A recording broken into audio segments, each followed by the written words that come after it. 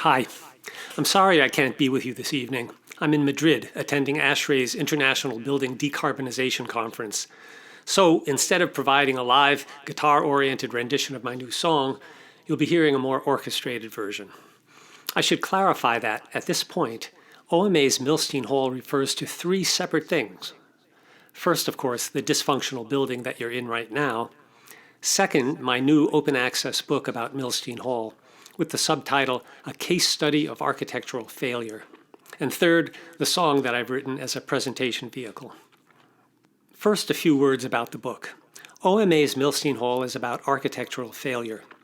In addition to some general observations and an occasional digression, the heart of the book is a rather detailed examination of dysfunction, inflexibility, fire hazard, non-structural failure, and unsustainable design in the flagship building designed by the Office for Metropolitan Architecture, OMA, for Cornell's College of Architecture, Art, and Planning.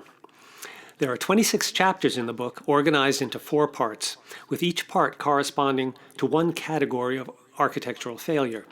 Part 1, on dysfunction and inflexibility, includes detailed discussions of function, flexibility, privacy, lighting, acoustics, circulation, orientation, and access.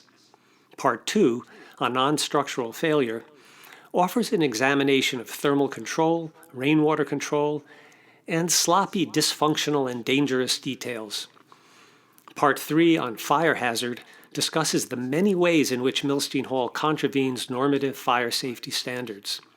Part 4, on unsustainable design, is in equal part a critique of Milstein Hall's sustainability and the cynical use of the LEED reference guide as validation for Milstein Hall's so-called green credentials.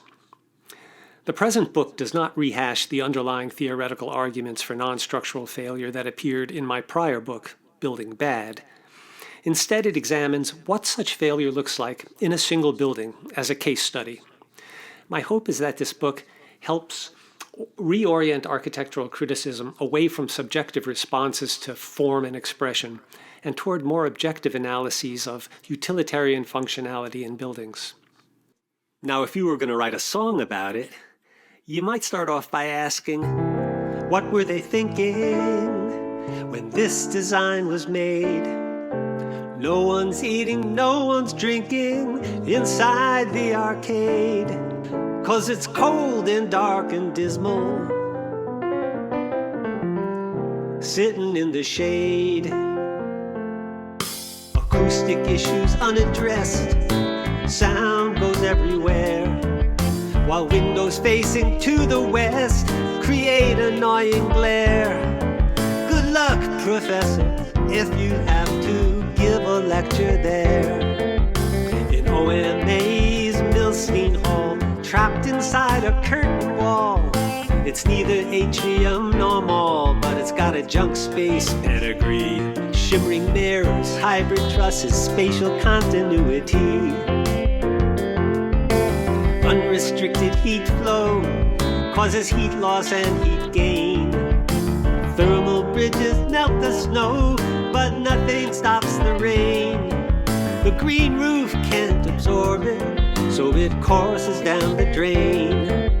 In OMA's Milstein Hall, just when you think you've seen it all, there's a paranoid critical toilet stall to be deliriously enjoyed. But no water-saving strategies are seriously employed. Cracking everywhere that matters, everywhere you face. A glass guard shatters, metal trim falls out of place. Protruding objects threaten people walking in the space.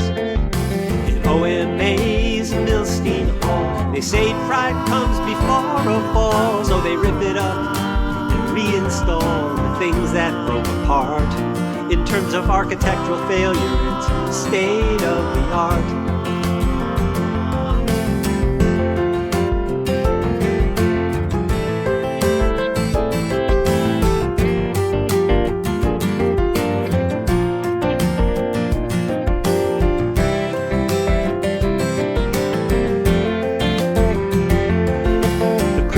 Another fire door for the occupancy load, while the size of the second floor exceeds the limits in the code. All these life and fire safety issues are waiting to explode. OMA's Milstein Hall, yeah, they never built a firewall. Yet architecture critics remain enthralled. They don't see the mess, dangerous dysfunction. This building's in distress. Well, it's been leaking when it rains, from the roof to the foundation.